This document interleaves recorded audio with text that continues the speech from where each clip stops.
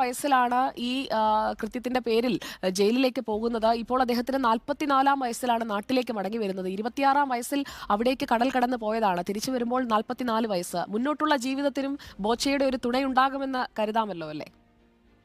തീർച്ചയായിട്ടും ഞാൻ ഉദ്ദേശിച്ചിരിക്കുന്ന തിരിച്ചു വരുമ്പോൾ രാജകീയമായിട്ട് അതിൽ ഏറ്റവും എടുത്തു പറയേണ്ട ഒരു വ്യക്തി കൂടിയാണ് യൂസുഫ് കാക്കഞ്ചേരി എന്ന് പറയുന്ന എംബസി ഉദ്യോഗസ്ഥൻ. അദ്ദേഹം കൂടി നമ്മളോടൊപ്പം ചേരുന്നുണ്ട്.